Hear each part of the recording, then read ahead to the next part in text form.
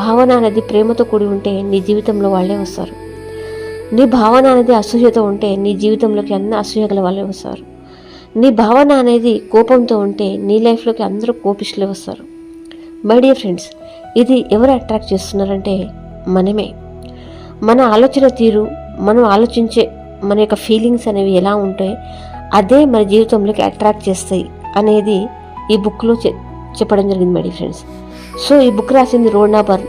ఇది తన జీవితంలో కొన్ని నిజమైన సంఘటనల వల్ల తను ఏ విధంగా మార్చుకున్నది. తన చిన్నప్పుడే తన తండ్రి చనిపోవడం జరిగింది. సో దాని నుంచి తను చాలా కష్టాలు, రిలేషన్షిప్ ప్రాబ్లమ్స్, మనీ ప్రాబ్లమ్స్, ఇవన్నీ ప్రాబ్లమ్స్ అనేది ఎలా వచ్చాయి, దాని నుంచి ఎలా బయటపడ్డది. సో తను ప్రాక్టికల్గా అనుభవించి ఈ బుక్ రాయడం జరిగింది. చాలా అద్భుతమైన విషయాలు ఉన్నాయి మై డియర్ ఫ్రెండ్స్. ఇందులో ఒక చిన్న ఎగ్జాంపుల్ చెప్తాను.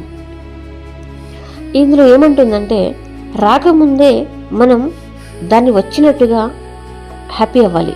ఫర్ ఎగ్జాంపుల్, మనకు ఇష్టమైన వ్యక్తి రేపు వస్తున్నారు అనేది సందేహం వచ్చింది, అంటే మనకు ఇన్ఫర్మేషన్ వచ్చింది, సందేశం.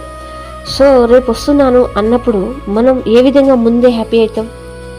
సో హడావుడి చేస్తాం, ఫలానా వ్యక్తి రేపు వస్తున్నారు అని ఇల్లంతా క్లీన్ చేస్తాం. తర్వాత వాళ్ళకి నచ్చిన ఫుడ్ రెడీ చేస్తాం, వాళ్ళకి ఏమేమి కావాలో అన్నీ అరేంజ్ చేస్తాం.